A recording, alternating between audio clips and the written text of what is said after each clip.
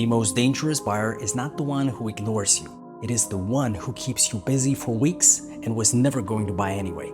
In this video, I will show you how we qualify international buyers at Gazki Limited, which warning signs make us slow down, and the questions that reveal whether an inquiry is a real and genuine trade opportunity or simply expensive activity. If you're into international trade and import-export, but your actions are creating activity instead of qualified trade opportunities, then this is the right channel for you. My name is Mark Gazki. I'm the Managing Director of Gazki Limited, and since 2012, we've been building and managing international trade flows of physical industrial products, as well as professional business services between Ukraine and over 25 countries across the world. On this channel, I share real operator experience, proven strategies, data systems, playbooks, checklists, and lessons from deals that worked and those that did not. Now first, we will separate buyer interest from buyer seriousness. Then I will take you through our internal qualification process, the commercial situation, the finances, the product, and the working terms. And at the end, I will give you the most important principle for deciding whether a buyer deserves your time at all, even when the opportunity looks very attractive.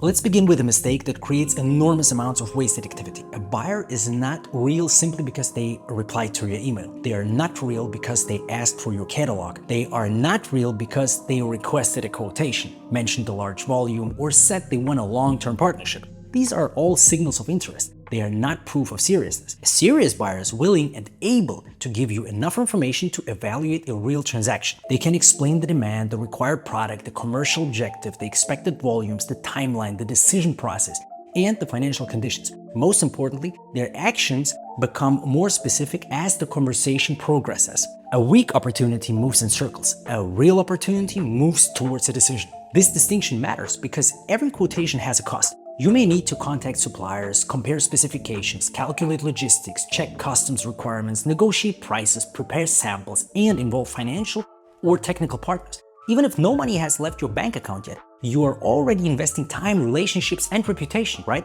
So your first job is not to impress the buyer. Your first job is to qualify the situation. In practice, many people who look like buyers fall into 4 different groups. The first is the fake buyer. They may be collecting documents, searching for credit, attempting fraud, or creating the appearance of a transaction that does not exist. The second is the curious buyer. There may be genuine interest, but no approved project, no budget, no urgency, and no internal decision to proceed. The third is the intermediary. An intermediary is not automatically illegitimate, but it is a warning signal that requires careful verification. You need to understand whether this person has direct and real access to the end buyer, whether they are authorized to represent the opportunity, what value they contribute, and how many other layers exist between you and the final decision maker. And the fourth is the real buyer, an organization with a genuine commercial need, a decision process, the ability to pay, and a willingness to move through a professional and qualification process. Your goal is to discover which situation you're actually dealing with. At Gazki, before we invest deeply in an opportunity, we begin with 3 commercial questions. Question 1. Is this potentially a recurring project or only a one-time transaction? A one-time deal can still be worthwhile, but recurring demand changes the economics completely. It may justify deeper sourcing, supplier development, technical work, and the creation of a dedicated trade flow, right? Question 2. What is the expected quarterly and annual profit? And how does that compare with the work and risk required? I mean, turnover can look impressive, while the deal itself produces very little value. $1 million opportunity is not necessarily a good opportunity if the margin is weak, the workload is excessive, payment is uncertain, or one mistake could destroy the entire profit. Question 3. Can we discuss the opportunity using an open book approach? By open book, I mean enough commercial transparency to stop playing games and determine whether we can build a competitive, profitable offer. What price is the buyer paying now? What price would make a new offer commercially viable? What costs, margin, and responsibilities must be included? Not every buyer will disclose everything, but if neither side can discuss commercial reality, both sides may spend weeks developing an offer that could never work. Next, evaluate the relationship itself. At Gazki, we ask how strong and trustworthy is our connection with this buyer from 1 to 10. I mean, this is not a scientific score. It forces us to confront what we genuinely know. Is the inquiry cold or warm? Why is the buyer speaking with us specifically? Were we referred by someone they trust? Do they know our capabilities, or was the same generic request sent to 50 other companies? Then ask what the buyer has already done. Have they searched for this product before? If so, why did they not purchase it? What stopped the transaction? Perhaps the price was too high, perhaps the specification was unavailable, maybe there was a certification barrier, perhaps the previous supplier failed, or perhaps the buyer was never committed in the first place. That answer can reveal more than the original inquiry. And here's another essential question. Are you solving this opportunity exclusively, or are 5 other sourcing companies searching for exactly the same product for the same client? I mean, competition is normal, but blind competition can turn your work into a free market research for somebody else. Do not qualify only the product. Diagnose the job the buyer needs the product to perform. A specification tells you what they requested. The job tells you why the request exists in the first place. Does the buyer need to replace an unreliable supplier, reduce costs, increase production, meet a regulatory requirement, solve a shortage, improve payment conditions? The same product request can represent completely different commercial situations. When you understand the job, you can evaluate whether your solution is relevant and whether the buyer's urgency is real. You should also establish the timeline. When is the product needed? How much time do you have to source? Is that timeline compatible with production, certification, transportation, custom clearance, and financing? An unrealistic deadline may indicate poor planning. It may also show that the buyer is gathering prices without understanding the actual transaction. This qualification framework is not theory. It comes directly from how we evaluate trade opportunities at Gazki. On this channel, my goal is to help aspiring and operational international trade entrepreneurs validate demand, reach real buyers, qualify opportunities, protect themselves from avoidable risk, and build repeatable systems for profitable trade flows. If you find this material useful, like the video, share your experience in the comments, and subscribe. Now let's continue. The next stage is financial qualification. Start with a direct question. Has a budget already been allocated for this project, and has the company made a decision to proceed? Or is this still theoretical research? Both situations can be legitimate, but they are not equally qualified. If the buyer is only exploring possibilities, your level of investment should reflect that. Do not perform the work required for a confirmed transaction when the buyer is still deciding whether the project should exist at all. Next, consider financial capability. Is the buyer financially stable? Can the transaction be insured? Can it be financed? What payment instruments are realistic? A company website, a professional email address, and a confident conversation do not prove the ability to pay. You may eventually need company registration details, financial checks, trade reference, credit insurance, feedback, or other due diligence documents appropriate to the transaction.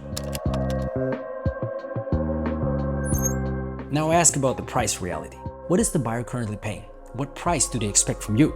And what is the workable price at which the transaction can actually happen? I mean, many traders avoid these questions because they fear the buyer will refuse to answer. So instead, they spend days sourcing a product and present a price that was never commercially possible. You do not always need the buyer's exact current price. You do need enough information to determine whether there is a realistic commercial range. If the market price, let's say, is $1,000 and the buyer needs $700, you do not have a sourcing problem. You have an unqualified opportunity. That single distinction can save you weeks of unnecessary activity. Only now do we move deeper into the product. Do you have a complete specification with all technical characteristics? What are the required volumes and units? Are there special requirements for quality, packaging, labeling, testing, certificates, origin, shelf life tolerance, or production standards? Send me your best price for steel, for example, is not a qualified request. Which steel, which grade, dimensions, standard, quantity, delivery destination, for which application? You must also check whether legal or operational barriers exist. Are there customs restrictions, licensing requirements, quotas, sanctions, certifications, anti-dumping duties, or other barriers? A real demand does not automatically create an executable deal. The opportunity must survive both commercial qualification and trade feasibility. Then qualify the conditions of work. What are the expected payment terms? Advance payment, letter of credit, open account, documentary collection, deferred payment? And who is expected to finance that gap? What are the delivery terms? Which Incoterm? Which destination? Who handles freight, insurance, import clearance, duties, and local delivery? If the buyer wants you to commit suppliers, reserve production, issue guarantees, provide extensive samples, or offer credit before they provide you with basic information of the transaction, slow down. Do not let their urgency transfer uncontrolled risk into your company. Professional buyers understand that serious transactions require mutual verification. They are evaluating you, and you should be evaluating them.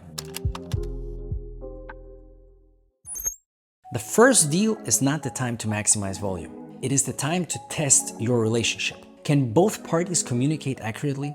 Can the buyer make decisions? Can documents be exchanged correctly? Can agreed deadlines be respected? Can payment be completed safely? Can a small transaction move through the full process without hidden surprises? A buyer asking for 10 containers may sound more exciting than a buyer asking for only one, but a properly structured test order can be far more valuable than a large theoretical opportunity. Trust should increase through completed actions, not persuasive words. And this is the most important principle. Do not ask only, is this buyer genuine? Ask, is this opportunity qualified enough to deserve the next level of our time, money, and reputation? You may not be able to prove everything during the first conversation. Qualification happens in stages, but each stage should earn the next investment. In this video, we covered how to separate interest from seriousness, distinguish fake, curious, intermediary, and real buyers, evaluate the commercial value and long-term potential of a project, verify budget, financial capacity, volume, and price reality, confirm the specification, trade feasibility, payment terms, and delivery conditions, and use the first deal as a controlled trust asset. Do not chase every reply. Diagnose the buyer, qualify the situation, and invest only when the evidence justifies the next step. And one final thing, at the moment I'm conducting research to better understand the challenges entrepreneurs face when qualifying buyers, managing transaction risk, and building international trade businesses. If you're currently trying to find genuine buyers, validate demand, complete your first transaction, or scale existing trade flows, I would genuinely value hearing about your experience. You'll find my contact details below this video. This is purely for research purposes. If this video helped you, give it a thumbs up and subscribe to the channel. Thank you for being with us. See you in the next video. Bye.